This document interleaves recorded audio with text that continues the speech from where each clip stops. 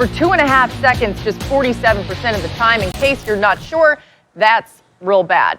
So, Dan, as you see those numbers and you hear about how it's been for Foles with this Bears offense, what do you make of it all? It's time to go back to Mitchell Trubisky.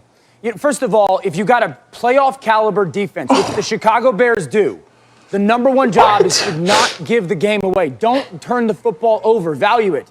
Nick Foles has not done that. Now, if you go to Mitchell, he's got to make these 2 or 3 plays that Nick Foles has been willing and able to do. Push the football downfield. You see a big throw to Mooney. You see him giving Allen Robinson at least a chance to go make that diving catch.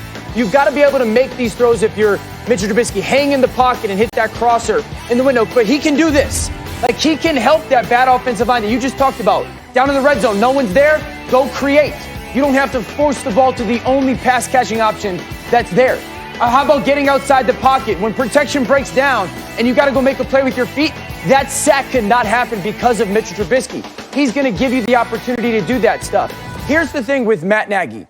Your job as a coach is not to find players that fit into your system. Your job as the coach is to figure out ways to allow players to excel in your system and adjust your system around their skill set. I don't want to hear anymore that you want to run the Chiefs system. That's not your job.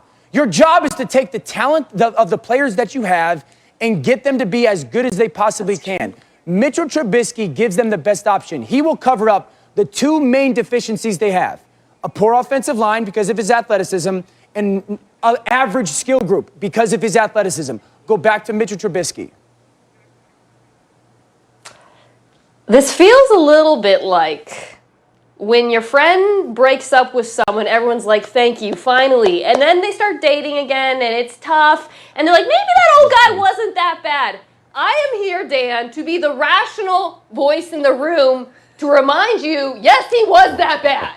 Okay? And not, I mean, he's a lovely person. He was. He's a lovely person. But he was one of the worst quarterbacks in the NFL by any measure, and they won a few games in the beginning of the season because Mr. Trubisky got to play the 27th best defenses in the league. Nick Foles has played the 10th best by ESPN's FPI rating, so competition matters. But he's not a good quarterback. They know what they have in him at this point. And I hear what you're saying about how potentially his athleticism could allow them to compensate for some of their pass protection issues. I hear you, and I agree with you. That's something Matt Nagy could have, should have, would have taken advantage of.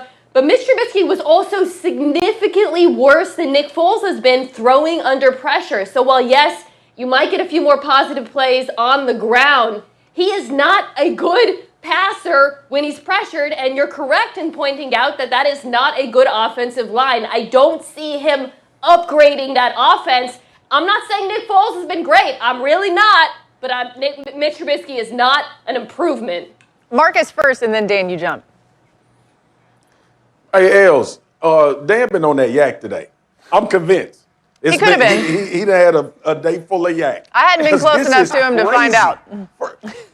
First of all, Mitchell Trubisky is credited with 3 wins, but it's really 2 because Nick Foles had to actually come in and win the game against the Atlanta Falcons. That's number 1. The next thing is, Mr. Trubisky been athletic, and guess what he been too? Bad. That's the reason they brought Nick Foles in. Listen, I'm by no means saying Nick Foles is great.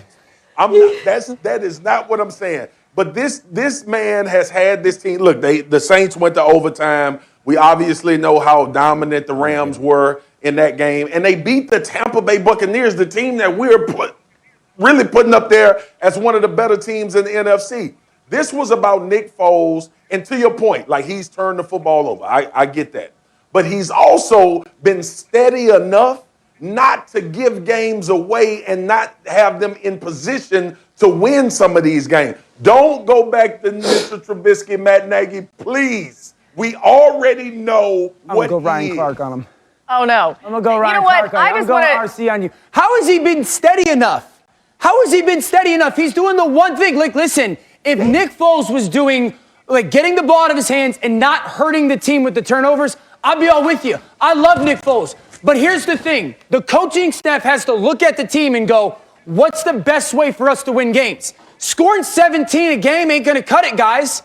It's not going to cut it, and that's what they're doing with Nick right now. And Mitch Trubisky's going to score more than that? If they use him the right way. That's what if they use him the right way, it's too late. If they use him the right way, Ryan Fitzpatrick, that was the right answer. And listen, if that was an option, I'd agree with you. But if they use him the right way, guys, quarterback run in football was invented to help lesser offenses. You only got to make 3 blocks, not 5. Man. Marcus, here's the thing. You can't sit here and tell me Nick Foles isn't hurting the team or he's operating better. He's not. All right. He's not. I would like to nominate the sentence that they should go back to Mitchell Trubisky for things we never thought we would say in 2020. But then again, it is 2020, so you just never know what might be said anywhere. Yeah. We got more coming on NFL Live. Lamar Jackson committed 4 turnovers in the loss versus Pittsburgh. Our player